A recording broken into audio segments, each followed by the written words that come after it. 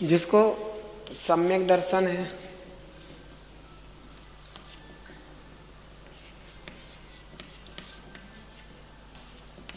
ठीक है, सम्यक दर्शन है, सम्यक ज्ञान है, लेकिन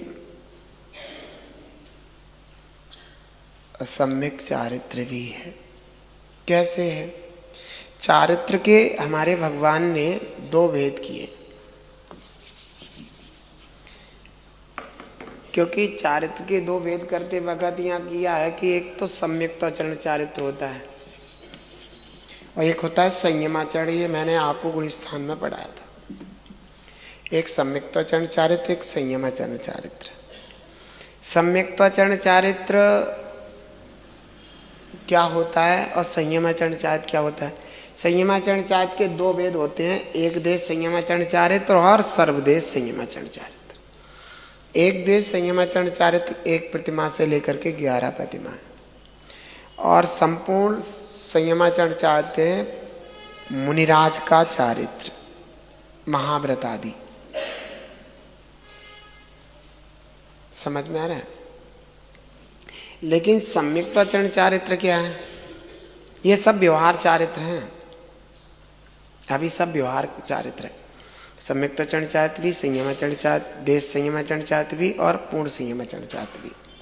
पूर्ण संयमाचरण चारित्र वाले मुनिराज अपनी आत्म साधना के बल से वीतराग चारित्र या स्वरूपाचरण चारित्र या आत्मा में लीनता या शुद्धात्म प्रकाशन या मोह और क्षोभ से रहित शुद्ध अवस्था को प्राप्त करते हैं।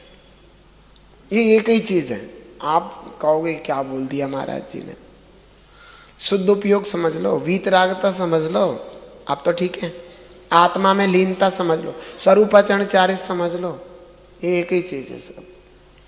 वे पूर्ण संयमाचरण चारित्र वाले मुनिराज प्राप्त करते हैं। बहुत से लोग क्या करते हैं कि सम्यक्ताचरण चारित्र को ही स्वरूपाचरण चारित्र कह देते हैं, तो ये तो पापी जीव है। जो मुनिराज के जीवन में होती है वो आवृत्ति के जीवन में ला करके खड़ी कर दी। नहीं समझ में आ रहा? बहुत से लोग सम्यक्ताचरण चारित्र जो है खास कौन रहा है। बहुत से जीव जो जिसने अभी संयम, एक देश संयम भी नहीं ले लिया, उसको स्वरूपाचरण चारित्र जो कि आत्मा की लीनता है उसे वो कह देते हैं, और वो पूर्ण संयम लेने के बाद बहुत मेहनत करने के, बहुत साधना करने के बाद दिगंबर मुनिराज को प्राप्त होता है। हो गए नहीं पापी? ये पापी जीव है जो कि इस तरीके की बात करते हैं, क्योंकि स्वरूपाचरण रूप आचरण यानी आत्मा में लीन होना। अगर व्रत और संयम लिए बिना ही कोई आत्मा में लीन हो जाए तो फिर मुनि बनने की क्या जरूरत है? भरत चक्रवर्ती इतने समय तक घर में रहे, आत्मा में लीन क्यों नहीं हो गए? क्यों नहीं हो गए? और आत्मा में लीन अंतर्मुख होते ही एकदम केवल ज्ञान की प्राप्ति हो जाती है। क्योंकि नहीं हुए तभी दिगंबर अवस्था धारण की और अंतर्मुख में आत्मा में लीन होकर के केवल ज्ञान की प्राप्ति कर ली।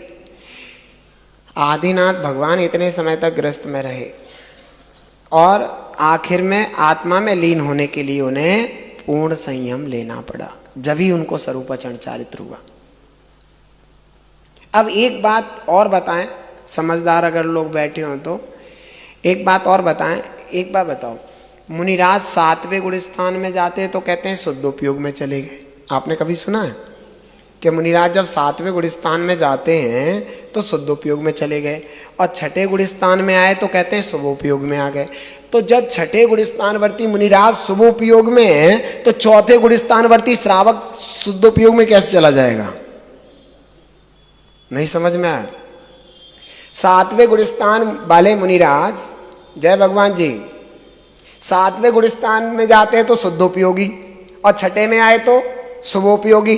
तो 4थे गुणस्थान वाला शुद्धोपयोगी कहां से हो गया जब तक 6ठे गुणस्थान वाला शुभोपयोगी है? 6ठे गुणस्थान वर्ती महामुनिराज जब शुभोपयोगी है, शुभोपयोग में लीन है, समझ में आ गया? आत्मा में लीन नहीं है।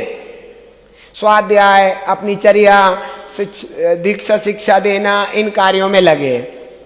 जब 6ठे गुणस्थान मुनिराज अपनी आत्मा में लीन नहीं है, तो चौथे वाला जो संयम ही नहीं लिया है, अभी एक देश संयम नहीं लिया, वो कैसे आत्मा में लीन हो जाएगा?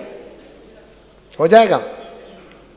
तो ये बात समझने की है कि किस कंडीशन में कैसे कैसे क्या बताते हैं। तो ये बात विशेष ध्यान रखो कि सम्यक्ताचरण चारित्र कोई आत्मा में लीनता नहीं है, ये एक व्यवहार चारित्र है। इसमें क्या होता है कि जो ये सम्यक दृष्टि जीव है, सम्यक्त में दोष लगाने वाले 25 दोषों को अपने जीवन में नहीं लाता। और सुनिए, 8 अंग जो सम्यक्त के उन्हें धारण करता है, 8 गुण सम्यक्त के उन्हें धारण करता है, और 4 भावनाएं जो सम्यक्त की हैं उन्हें धारण करता है। ये मैंने सबकी सब आपको गुण स्थान में बताया था, लेकिन क्या करें, बस्ता ले गए और पटक दिया। अब बताओ कैसे काम चलेगा? बच्चों से कहते पढ़ता नहीं, स्कूल से आया तो बस्ता फेंक के बैठ गया, और तुम क्या कर रहे हो? उसकी पढ़ाई तो जरूरी नहीं है, उसका पुण्य का उदय हो तो बिजनेस ऐसा कर लेगा अनपढ़ रह करके भी, लेकिन तुम्हारा क्या होगा? अगर ये भाव भी तुम्हारा खराब चला गया तो तुम्हारा क्या होगा? मेरी बात आप समझ पा रहे हैं?